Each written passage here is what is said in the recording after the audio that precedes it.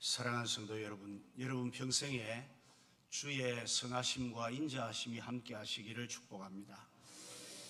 그리스도인들은 두 번 태어난다고 합니다. 첫 번째는 한 나라의 국민으로 태어납니다. 대한민국의 그리스도인들은 대한민국인으로 태어나게 됩니다. 그래서 여행 중에 우리나라 국기를 보면 가슴이 뜁니다. 다른 나라에서 한국산 자동차를 보거나 또 한국 기업의 광고가 걸린 판을 보게 되면 뿌듯해집니다. 별로 축구나 야구를 좋아하지 않지만 다른 나라와 국가대표 간의 경쟁을 하게 되면 목이 터져라 응원하게 됩니다. 지난주 전국 남전도의 연합회 수련회를 인도하러 울릉도를 갔을 때 순서 가운데 독도 방문이 있었습니다. 1시간 반쯤 울릉도에서 독도까지 동해를 거슬러 가다 보니 저 멀리 독도라는 아주 작은 섬이 눈에 들어왔습니다. 저기도 대한민국 영토이구나 생각을 하니까 갑자기 울컥해지는 마음이 솟아올랐습니다. 영락없이 우리는 대한민국인입니다. 두 번째, 그리스도인으로 태어납니다. 예수님을 영접한 후 우리는 거룩한 하나님의 백성으로 태어납니다. 그래서 생소하던 예수라는 그 이름이 우리의 가슴을 울리기도 합니다. 예수 믿는 사람이라면 얼굴도 이름도 몰랐지만 반갑기도 하고 여행 중에 교회가 보이면 다시 또 눈이 가는 영락없이 우리는 그리스도인입니다. 그러면 그리스도인으로 태어난 우리에게 대한민국인이라는 정체성은 과연 무엇일까요? 그리스도인으로 다시 태어났기에 대한민국인이라는 정체성은 무시해도 되는 것일까요? 절대 그렇지 않습니다. 우리가 그리스도인으로 다시 태어나도 대한민국인이라는 이 정체성 그대로 남아 있습니다. 그러기에 대한민국인이라는 이것은 매우 소중합니다. 그런 말이 있습니다. 그리스도인에게 국경은 없지만 그리스도인에게 조국은 있다. 그런 말이 있습니다. 오늘이 6월 마지막 날입니다. 잘 아시다시피 6월은 우리나라의 존폐와 관련된 사건들이 많았기에 6월을 두고 호국 보훈의 달이라고 부릅니다. 1936년 베를린 올림픽 때의 일입니다. 개막식이 끝난 뒤에 일장기를 가슴에 단 조선인 선수들에게 한 청년이 다가왔습니다.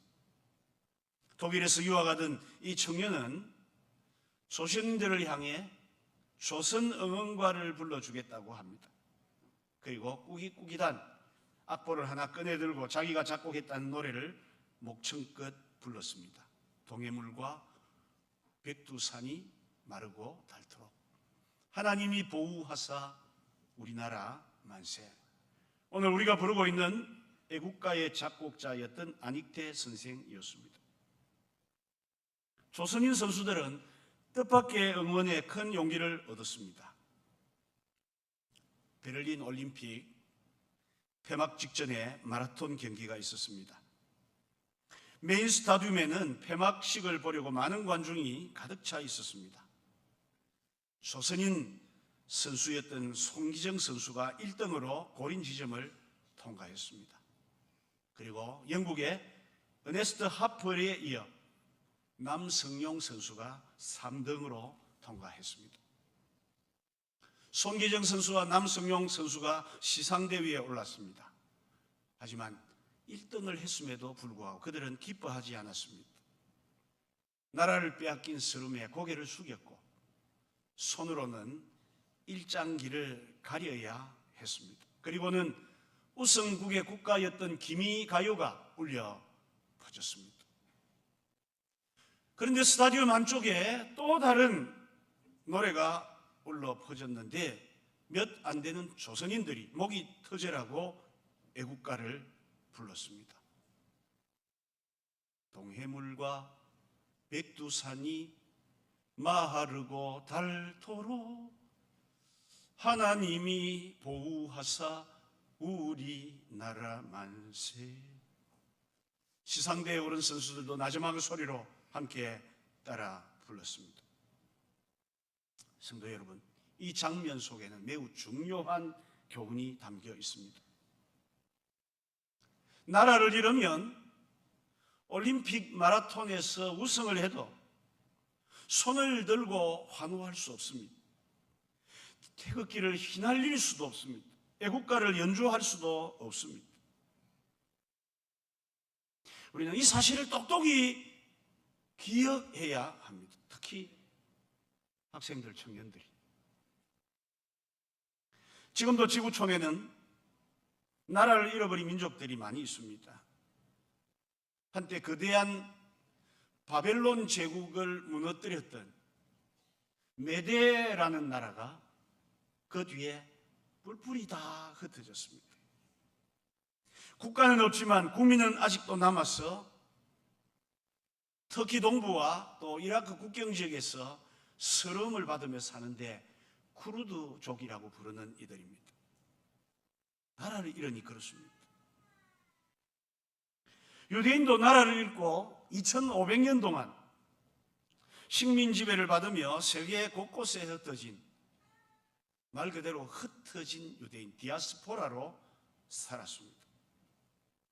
그러다가 1948년 팔레스타인을 지배하던 영국 통치가 끝날 때 이스라엘의 독립을 선언하고 나라를 세웁니다.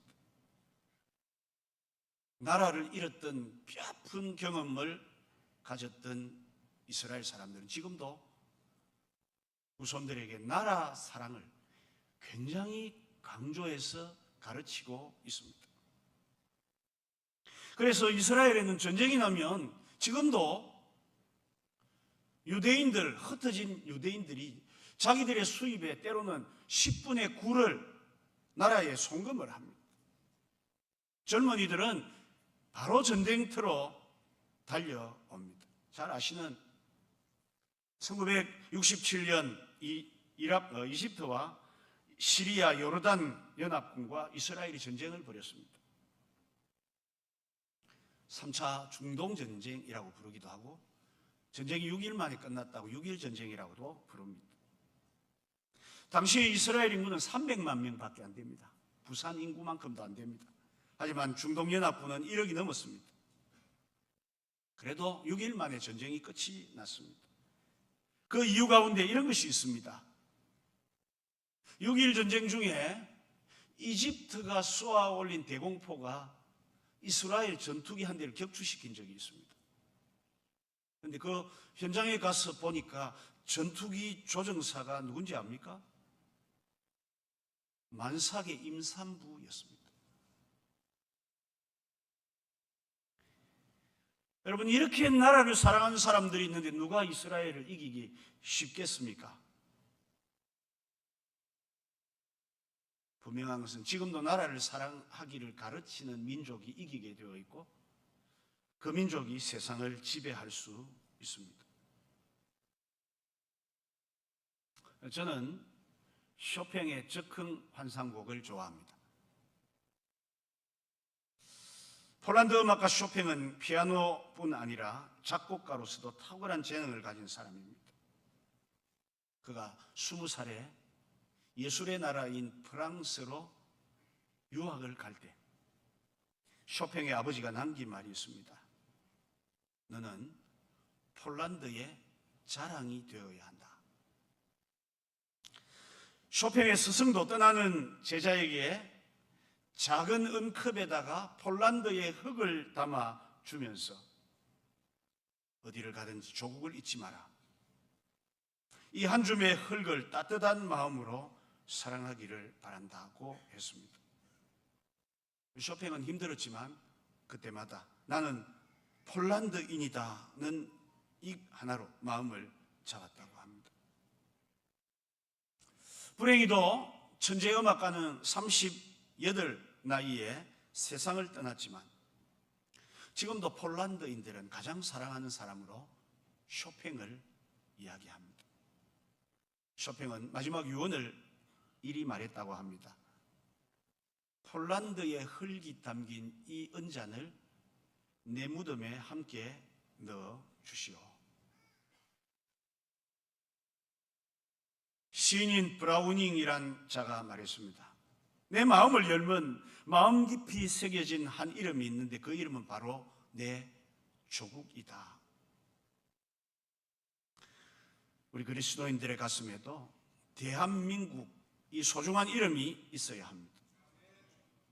나라를 사랑하는 마음이 그리스도인들 가슴에도 있을 때 나라가 바로 설 수 있습니다. 학생들에게 설문을 했답니다. 6.25 전쟁은 누가 싸운 전쟁이니? 그랬더니 학생들이 일본하고 한국하고 싸운 전쟁이랍니다. 우습습니까? 그러면 6.25 전쟁은 언제 일어났니? 했더니 조선시대 때 일어났다고 합니다. 이게 대한민국 교육 현실입니다.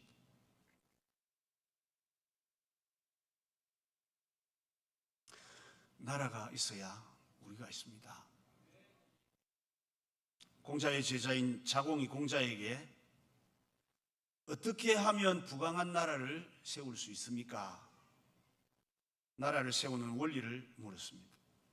그때 공자는 식, 병, 신이라고 말을 했습니다. 여기서 식은 경제를, 병은 국방력을, 신은 도덕을 의미합니다. 자공이 다시 경제와 국방과 도덕 중에 어느 것이 우선합니까? 라고 물었습니다. 이때 공자는 가장 먼저 신이고 다음은 식이고 다음이 병이라고 했습니다. 이 짧은 입국의 원리가 우리나라에서는 무너져 있습니다. 도덕이 무너져 있습니다. 그러니 이 나라의 미래가 캄캄하다 할 수 있습니다. 사람들은 일반적 자본주의가 아니라 천민 자본주의가 신앙화되어서 만몬에 사로잡혀 있습니다. 그래서 더불어 사는 세상이 아니라 혼자만 잘 먹고 잘 사는 승자 독식의 세상이 되고 있습니다. 정치인들은 아예 말하기도 싫습니다. 문제는 세상의 소금과 빛이 되어야 할 성도마저 하나님의 힘을 빌러 자기 성공을 추구하는 기복 신앙에 빠져 있습니다. 교회도 하나님의 말씀이 아니라 세상적 성공을 기준으로 삼고 있으니 참 걱정이 아닐 수 없습니다. 6월 마지막 날 날씨도 구전되어 구전 이야기를 드려 죄송합니다. 사랑하는 성도 여러분, 성경의 위대한 인물들은 다 애국자였습니다. 모세는 애굽에서 바로 왕의 딸의 왕자로 자랐습니다. 하지만 그는 애굽 사람이 아니라 이스라엘 사람이었고, 느헤미야는 수산궁에서 높은 관직에 편안히 지낼 수 있었지만 조국을 위해 그 편안한 자리를 버리고 고난을 걸머졌던 인물입니다. 성경뿐 아니라 역사적으로도 위대한 신앙인들은 애국자들이었습니다. 독일의 정신적 기초를 놓았던 마르틴 루터나 스코틀랜드의 존 낙스나 네덜란드의 그룬투비, 다 신앙인들입니다. 그리스도인들입니다. 우리나라를 세웠던 김구 선생, 조만식 선생, 안창호 선생, 나라를 내 몸처럼 사랑했던 이들도 다 신앙인들입니다. 장로님이죠.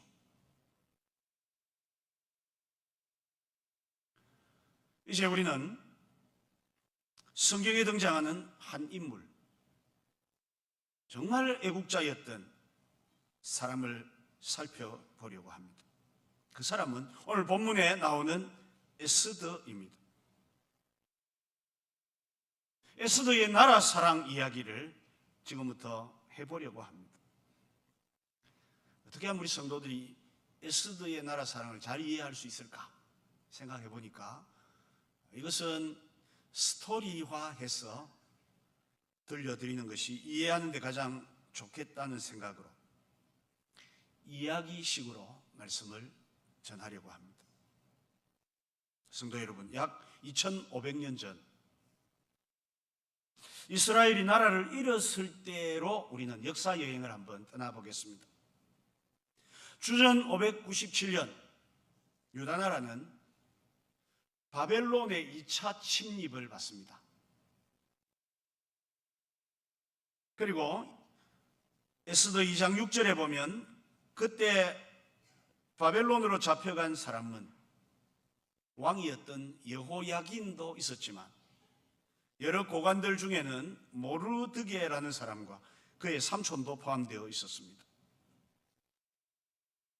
그런데 그 기세등등한 바벨론이 얼마 후에 메데 파사라는 나라에 멸망을 당하게 됩니다.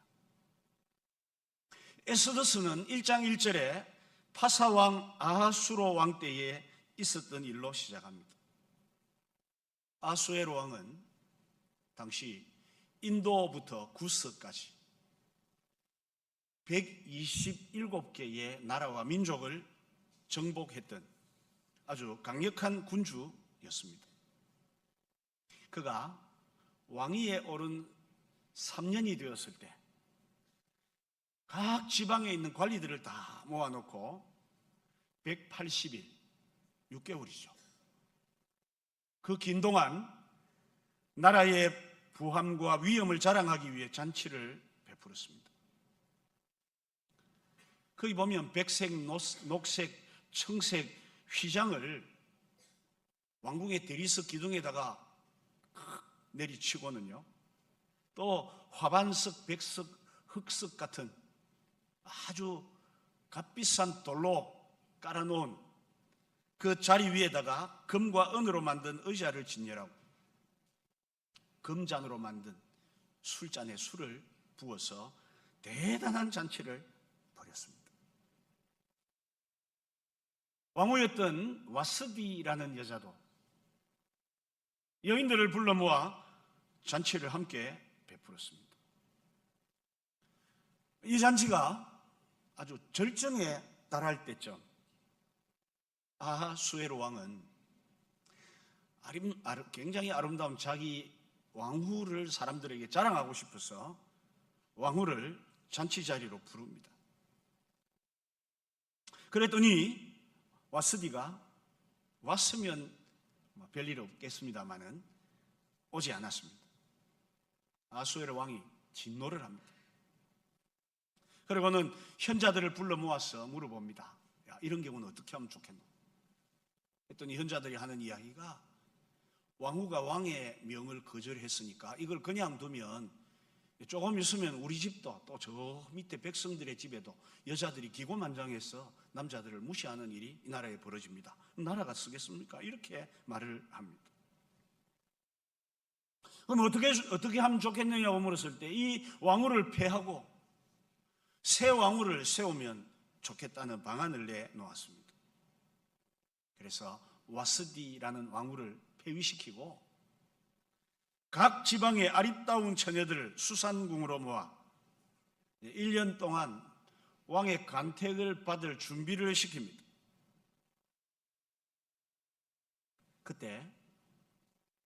그때입니다. 수산궁에 유대로부터 잡혀온 모르드게가 있었고요. 그리고 모르드게의 삼촌의 딸인 에스더도 있었습니다. 모르드게는 삼촌의 딸인 에스더에게 간택 준비를 시켰습니다. 간택령이 발표되자 전국의 처녀들이 다 모였습니다.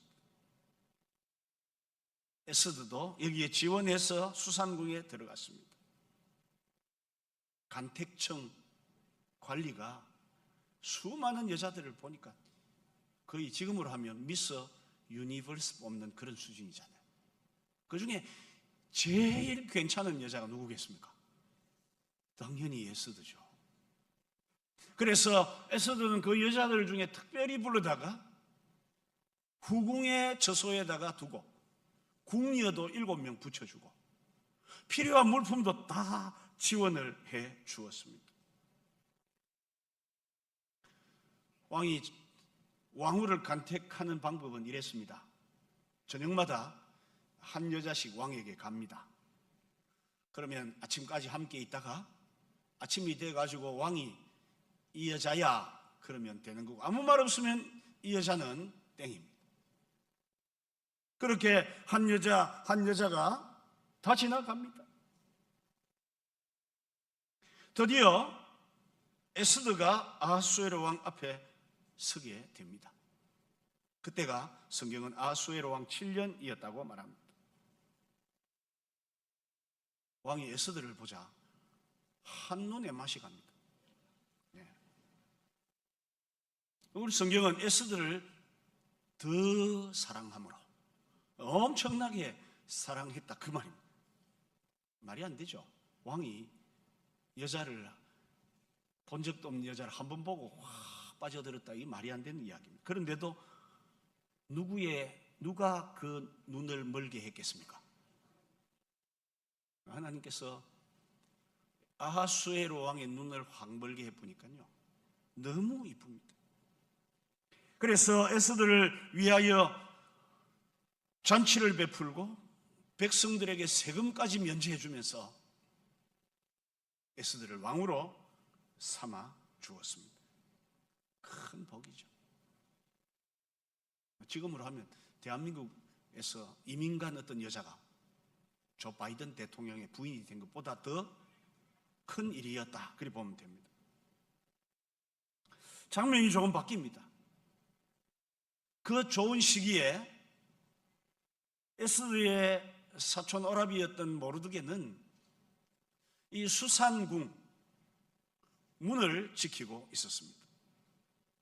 그런데 모르드게가 수지가던 어느 날 아수에로의 신하였던 빅단과 데레스라는 두 사람이 왕을 암살하려는 모의를 하는 것을 발견하게 됩니다. 모르드게는 에스더에게 이 사실을 알렸고 에스더는 왕에게 알렸습니다. 조사를 해보니까 진짜예요. 그래서 이 두 반역자를 사형시키고 왕궁 일지에 그 사건을 기록해 두었습니다. 그런데 어떤 일이 벌어지나 하면 아하수에로 왕이 자기를 살려준 모르드게가 아니라 아각 사람 하만이란 자를 아주 높여 지위를 다른 신하들보다 더 뛰어나게 만들어 주었습니다. 여러분, 아각이라는 족속은 우리가 성경을 읽을 때 출애굽기 17장에 등장합니다. 모세가 이스라엘 백성들을 데리고 가나안으로 향해 가다가 르비딤이라는 곳에 갔을 때 아말렉 족속이 전쟁을 걸어옵니다. 한 번도 전쟁해 본 적이 없는 이스라엘 백성이 크게 어렵습니다.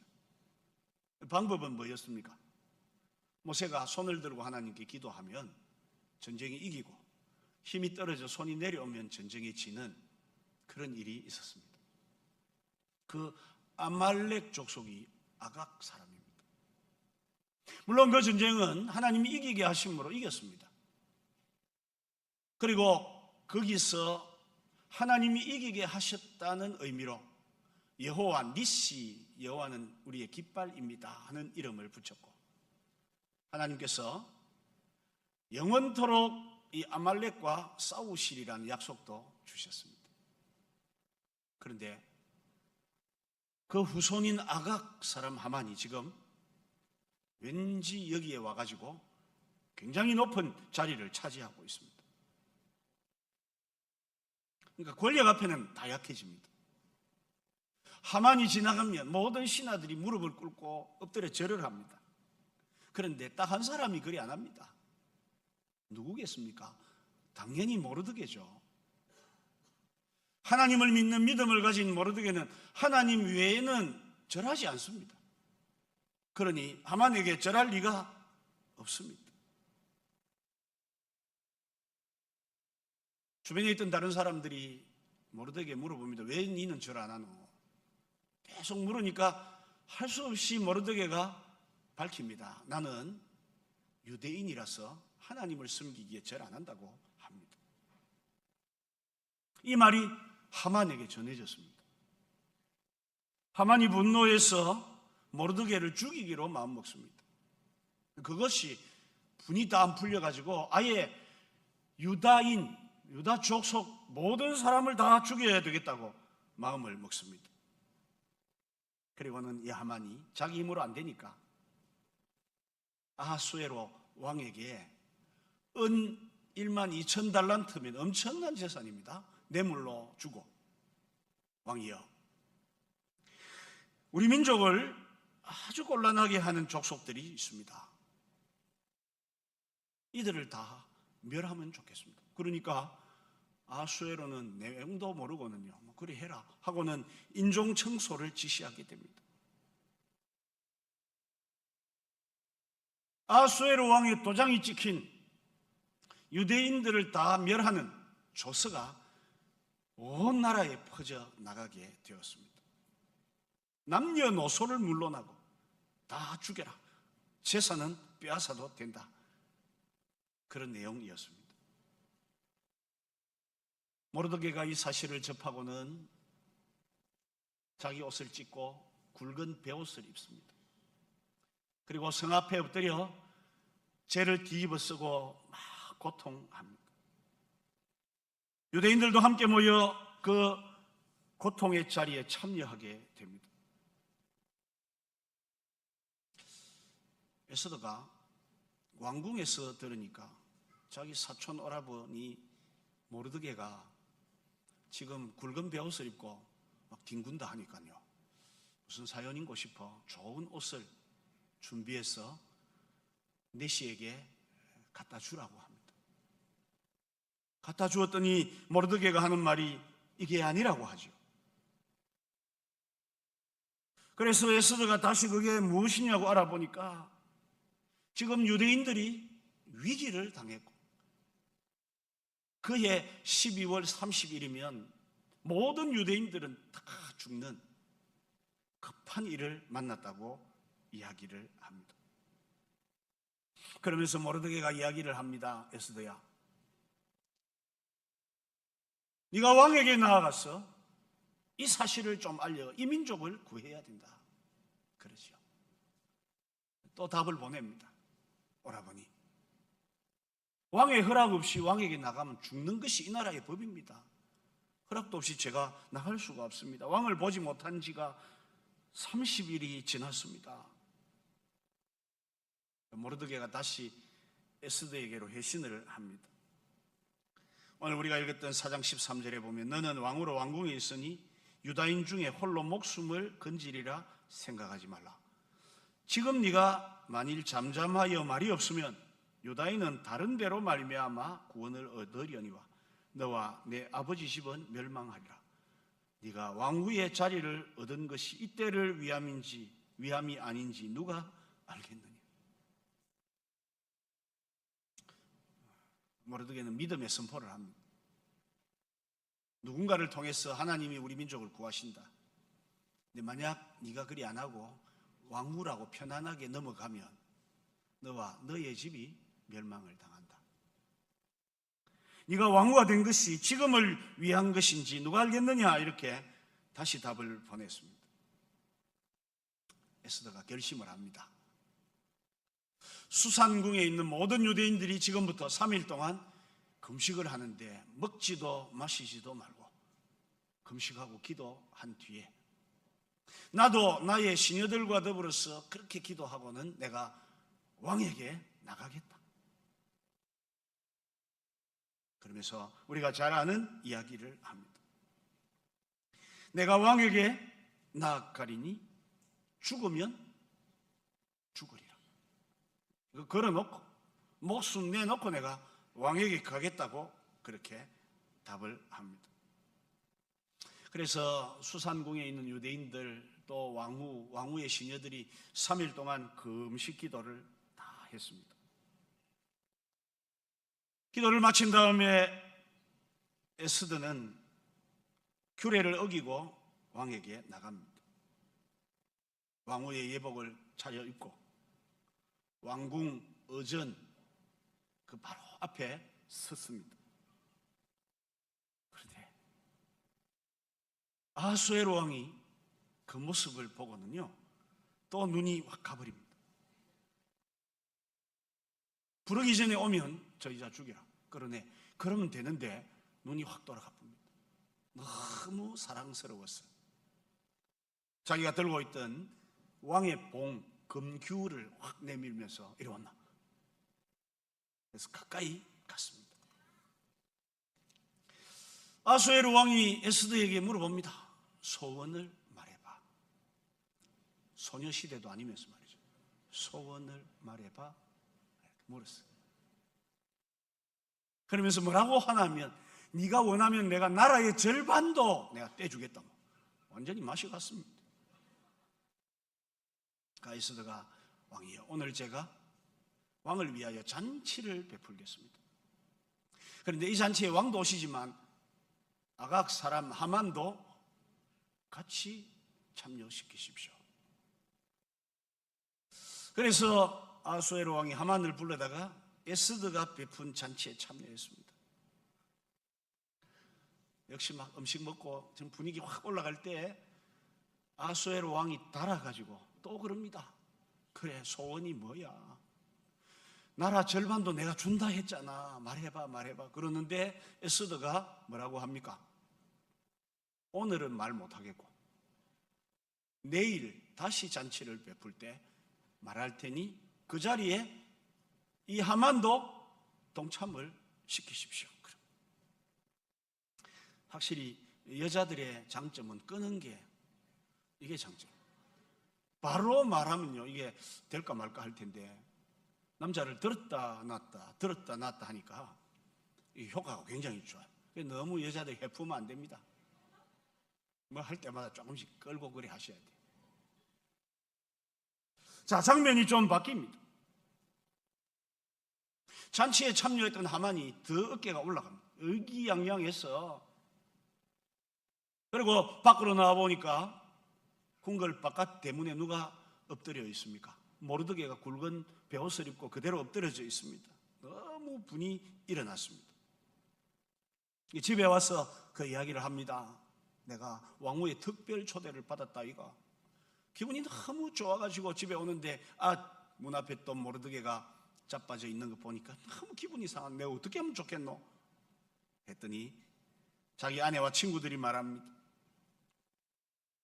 우리 집 마당 앞에다가 50큐빗이면 지금 우리로 하면 한 18m 정도 됩니다.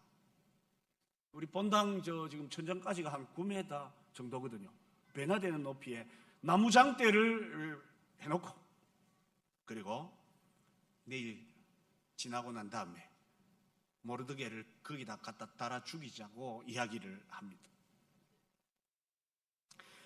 정말로 위기가 찾아왔습니다. 장면이 또 바뀌어요. 제가 바꾼 게 아닙니다. 성경의 장면이 바뀌어요. 잔치에 참여했던 아수에로 왕은 그날 밤에 잠이 안 와요. 왜 잠이 안 왔겠습니까? 당연히 에스더 때문에 잠이 안 오죠. 와, 어찌 그리 이쁘노? 내가 지금까지 본 중에 제일 이쁘더라. 내일 뭐라고 이야기를 할까? 잠이 안 와요. 마치 여행 가는 아이처럼 막 앉았다 섰다 그러다가 잠 안 오니까 신하를 시켜 왕궁 일지를 가져와서 한번 읽어보라고 합니다. 왕궁 일지를 읽어봅니다. 몇월 며칠 날 두 신하가 왕을 암살할 계획을 가지고 있었는데 모르드게가 이걸 발견하고 고발하여 위기를 넘겼다는 기록을 봅니다. 아수에로 왕은 그걸 잘 모르고 있다가 아니 이런 사람에게 그러면 관직이나 상을 줬느냐 하니까 아무것도 준 게 없다고 합니다. 그렇게 그날 밤이 지나고 아침이 되어 아수에로 왕은 밖에 누가 있는가 하고 부릅니다. 밖에 누가 있느냐 하니까 모르드게가 아침부터 와서 기다리고 있습니다. 왜냐하면 잔치에 참여하고 그 다음에 기분 좋을 때 우리 집 앞에 있는 나무장대에 모르드게를 답시다 이렇게 말하려고 하만이 딱 이름 이야기 많이 하면 왔다 갔다 합니다. 자기들도 그러면서 하만이 그거 이야기하려고 아침부터 와가지고 딱 기다리고 있으니 왕이 누가 있느냐 하니까 예, 하만이 여기 있습니다. 이 드론. 그리고 하만에게 물어봅니다. 왕이 존귀하게 만들어주고 싶은 사람에게 어떻게 해주면 좋겠노? 물었더니 하만이 생각을 해보니까 지가 그거거든요. 그래서 지가 받고 싶은 것을 왕에게 다 이야기합니다. 왕이 입으시는 왕복을 입히시고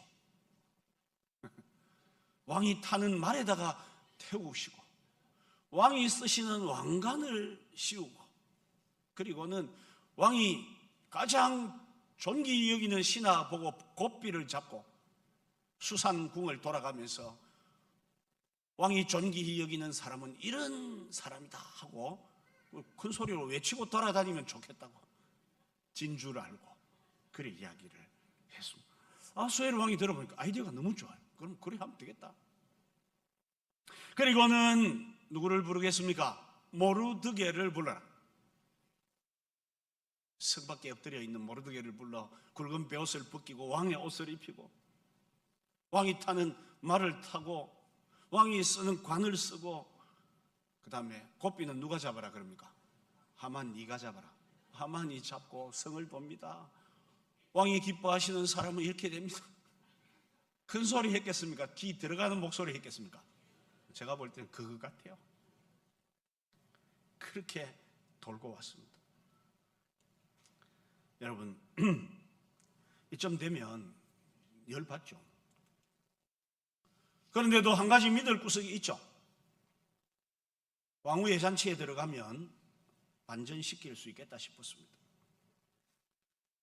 그래서 왕궁 잔치에 참여하게 되었습니다. 보니까 아하수에로 왕은 애가 달아가지고 지금 거의 맛이 간 상태. 하만이 그거 다 마치고 오니까 빨리 온다. 빨리 가자. 그랬지. 잔치 자리에 탁 들어갔습니다. 또 막 입을 열어서 왕이 주제넘게 이야기를 했었습니다.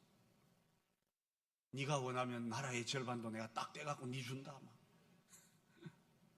그때 왕이여 내가 만일 왕에게 은혜를 입었으면 소원대로 내 생명을 주십시오. 그리고 우리 민족에게도 생명을 주십시오. 나와 내 민족이 지금 도륙을 당하게 되었나이다. 아수에로 왕이 막 그 좋은 분위기가 갑자기 엉망이잖아요. 누가 그런 일을 하느냐? 그런 마음을 품은 자가 어디 있느냐? 그때 에스더가 여 있는 하만입니다. 아수에로 왕이 너무 열이 나서 자리를 박차고 나가버렸습니다. 하만은 분위기 파악이 되잖아요. 잘못하면 죽겠거든요. 그러니까 막 와가지고 에스더 이 옷자락을 붙잡고 앉아있는 에스더 있잖아요. 앞에 엎드려가지고 막 아이고 분이 좀 풀린 아하수에로가 딱 돌아가 보니까 그 모습이 어떤 모습입니까? 자기 왕후를 겁탈하는 모습이거든요. 아니 뭐 이런 게 다 있노 이런 게. 그래서 아하수에로가 한 이야기를 합니다. 뭐 이런 게 다 있노? 아마 우리 경상도로 하면 그랬을 거예요. 성경에는 뭐 네가 나의 왕후까지 강간하려 하느냐 이랬습니다. 그 소리가 나자마자 시위대들이 들이닥쳐서 보재기로 하만의 얼굴을 둘러싸고 몸을 묶어 밖으로 끌고 나갔습니다. 왕의 신하 중에 하나가 모르드게를 달 나무가 준비됐다고 하니까 당연히 왕이 뭐라 하겠습니까? 그거 다 하만을 달아라 그랬습니다. 요게 에스더서 7장까지 이야기. 8장부터 11장은 뒷이야기인데 시간이 없어 안 합니다. 결론은 어떻게 되나 하면 유대인들을 다 죽이려고 하던 그날 12월 30일에 아각 사람들이 대신 다 죽습니다. 하나님 말씀대로 된 거죠.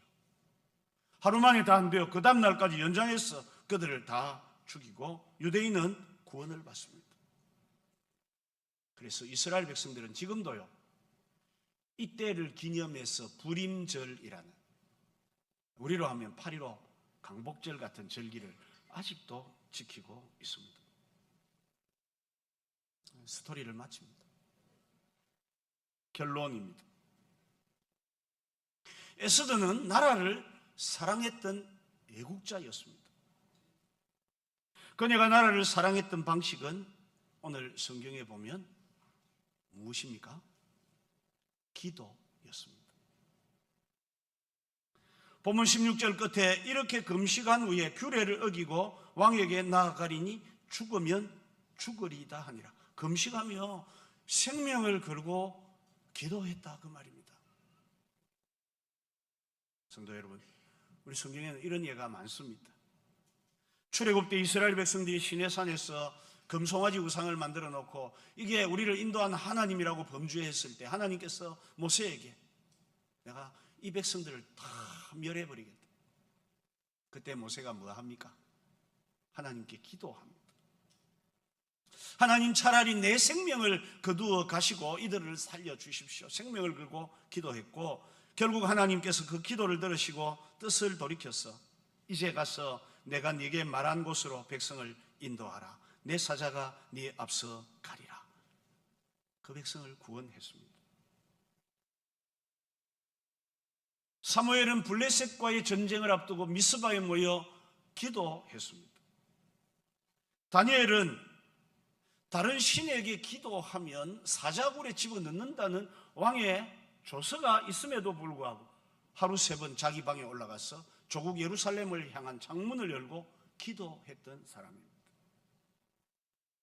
우리 예수님도 십자가를 지시기 전에 예루살렘 성을 바라보시면서 예루살렘아 예루살렘아 선지자들을 죽이고 내게 파송된 자들을 돌로 치는 자여, 암탉이 새끼를 날개 아래 모음같이 내가 너희의 자녀를 모으려 한 것이 몇 번이냐. 그러나 너희가 원하지 아니하였도다. 끝까지 예수님도 용서의 기도를 드리셨습니다. 여러분, 우리 그리스도인들이 대한민국인입니다. 우리가 이 나라를 사랑하는 방법은 기도하는 방법입니다. 세상 사람들은 자기들의 방법으로 나라를 사랑하겠다고 하는데 사랑하는 것도 있고 보니까 사랑 안 하는 것도 많습니다. 하지만 우리가 나라를 위해서 기도하는 일은 정말 나라를 사랑하는 방법입니다. 에스더만큼은 못 되더라도 그래도 우리도 이 나라를 위해서 틈이 날 때마다 하나님이 이 나라를 지켜주시도록 기도하셔야 합니다. 우리 한국 역사는 달라진 게 없습니다. 지금도 여전히 남쪽에는 대륙을 침략하려는 야욕을 가진 일본이 있습니다. 북서쪽에는 G2의 하나인 중국이 있습니다. 북동쪽에는 러시아가 부동항을 노리고 지금도 계속 남하를 꿈꾸고 있습니다. 달라진 게 없습니다. 좀 산다고요?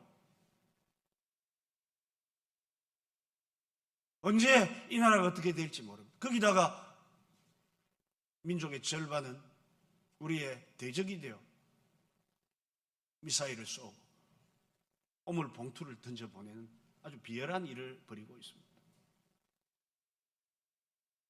하지만 많은 사람들이 관심이 없고 많은 이들이 자기 유익에만 몰두해 있습니다.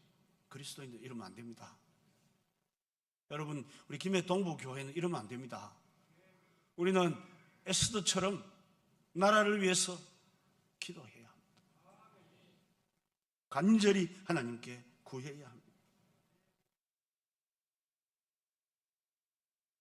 6.25 전쟁을 기록했던 기록물 중에 보면 의미 있는 기록이 하나 있는데요. 전쟁이 일어나고 우리가 굉장히 위급할 때 두 곳에서 기도가 있었다는 기록이 있습니다.